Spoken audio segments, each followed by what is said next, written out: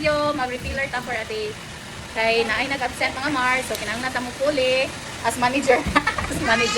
as manager. Kinahanglan ta mo refill kay walay tay refiller. Nay nag-absent nga mga delivery, so tay mo puli mga Mars. So ingon ana lang nang negosyante kita, kinahanglan gyud ta mo puli panagsa. Mga ta makamot. And ako'y bata ka rin nagsamok-samok sa kay. There. So amo ang delivery karon. Ito mong delivery vehicle sa natuduha, natulo bonggo. So, pag abot nila from delivery, refillan na po namo ang ilang galon para ibalik na po dito sa area. So, we carefully wash the container. Ay para wala, ay nabi mga customer uban yung katlungon, butangan nila o something. Sudlan nila tubig sa gripo. Dili man na pwede kay mag-mold sa buong container, basta masudlag laing tubig, dili purified. Ang ato ang gigamit nga sabon na ay antibacterial. Sa mga Mars. Girl power meron kay na nga send duha ka buok. So punoon na to ang container after i-wash dito. Yung saluran punoon. And then pagkahuman atong pilitan ng sticker.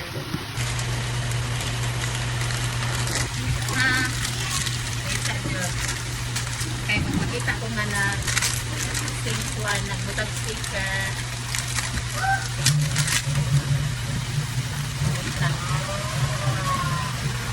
Napakit ko.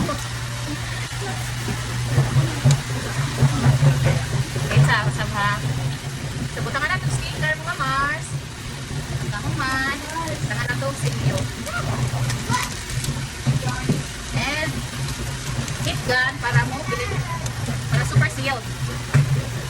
That.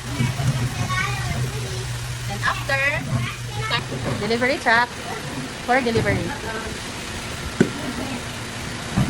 That's mga Mars. Thank you so much for watching. Bye-bye. Kung gusto mo magnegosyo ani mga Mars, i-message lang ko. Water refilling. So far, okay ni siya nga business mga Mars kay daily needs sa tao. Mga tao mong inom dyan, so di ka mahod na customer. Basta, mamaligya lang dyan ka. No?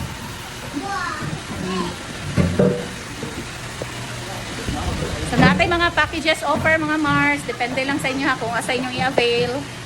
Natay premium package, natay budget package, naputay water vendo.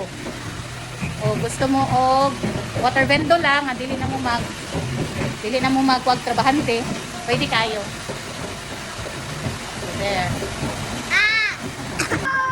Bye!